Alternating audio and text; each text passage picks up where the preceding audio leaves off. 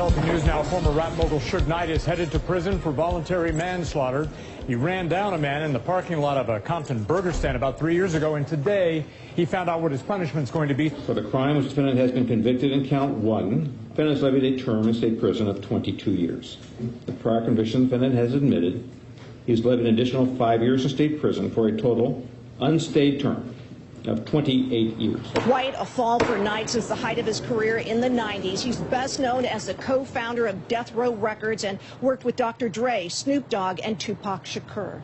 And back here live, Sharon, he did look briefly at... Suge Knight's sentencing for 28 years signaled the end of his power, the end of his empire.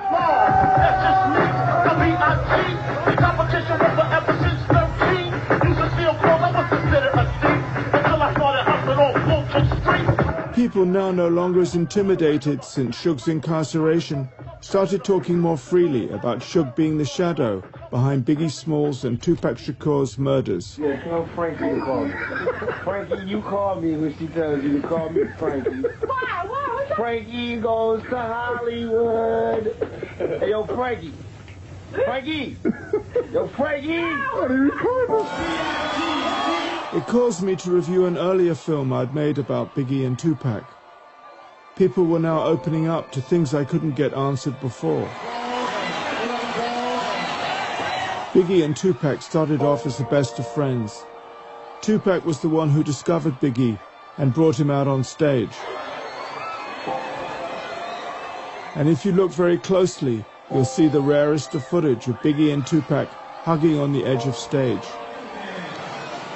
But partly because of Suge's influence, they ended up as deadly enemies, the victims of a gang war that Suge had initiated.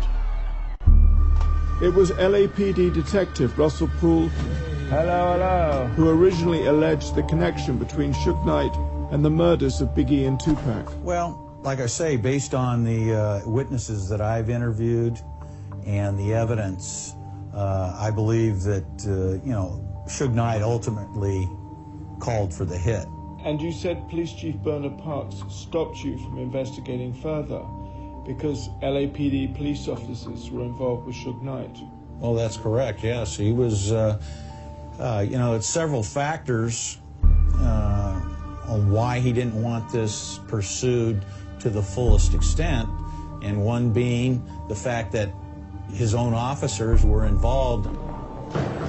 At the time, Police Chief Bernard Parks dismissed these allegations. He is totally wrong. He only worked the task force for about 4 months. Russell Poole resigned, asserting massive corruption in the LAPD. Tonight's shocking allegations against the city's top cop.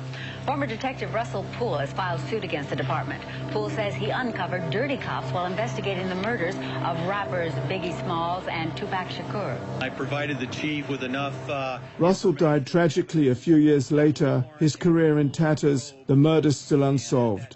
His work asserting dirty cops and corruption in the LAPD is as relevant today as it was then.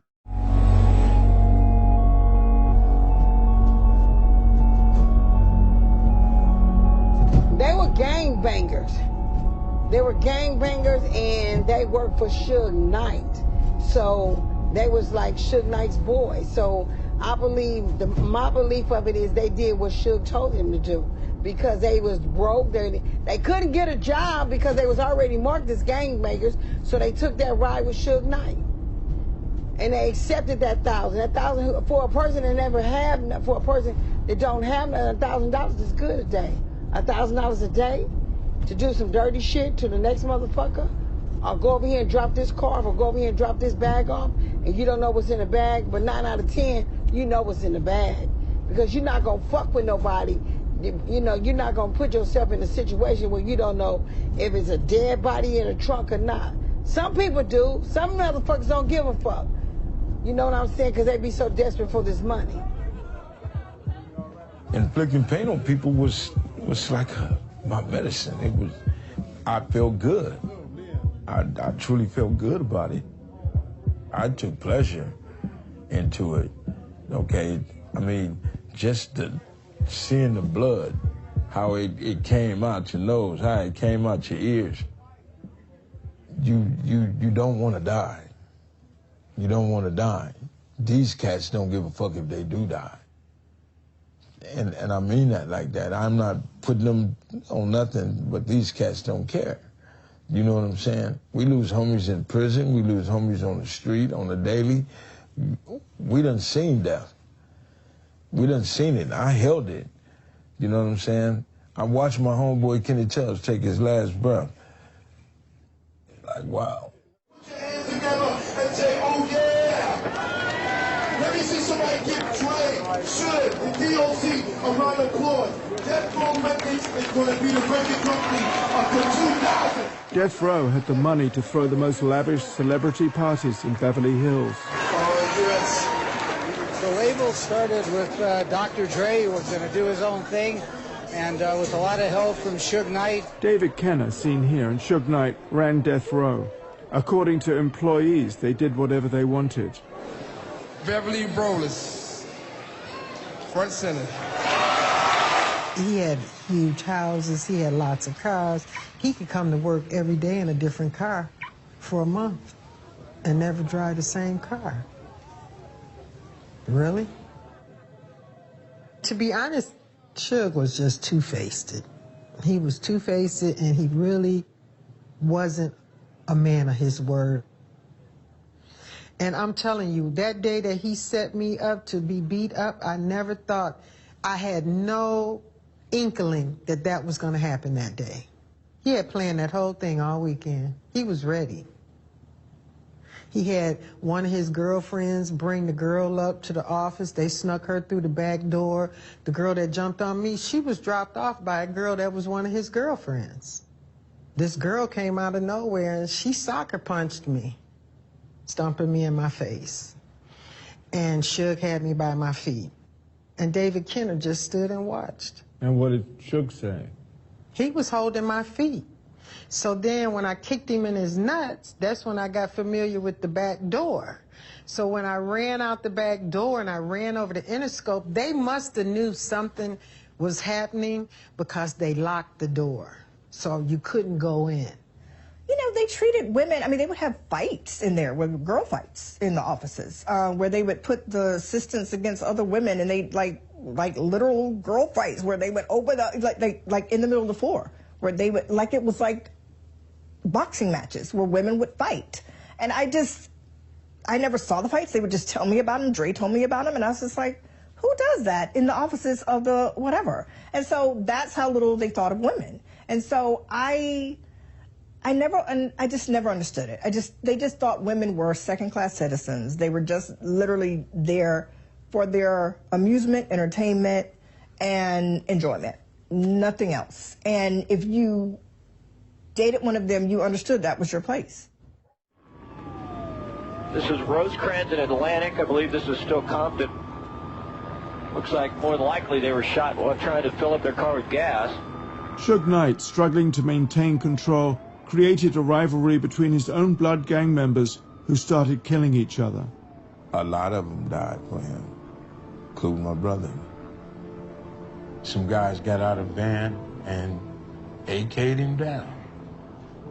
I think he got shot 9 times, 10 times, and he was laying there. I've seen the scene so many times. I've seen what happened to him so many times. You know, I can say I can't even imagine that somebody would do him like that, but that's how we was living. That's the shit we was doing when we was doing drive-bys. That's the shit that I lived for, that I had to go out and live like that. So seeing my brother, it was so different. It's like I had to step outside of myself and to see him laying there with his eyes open and just, I had so much anger in me.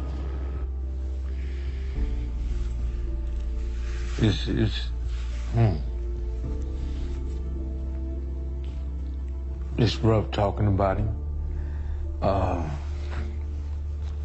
Every time they mention his name, I get choked up.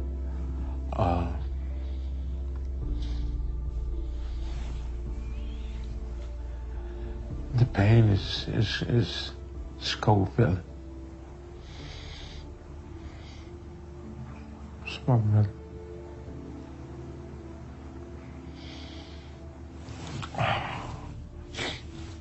But I guess in a way his death gave you something. His death gave you something too. It taught me a lot. It gave me a better understanding of my self-destruction, what I was doing to other people.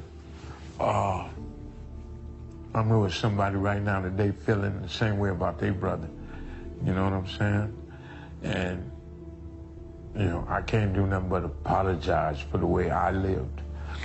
And I'm trying to make it better. I'm trying to help people.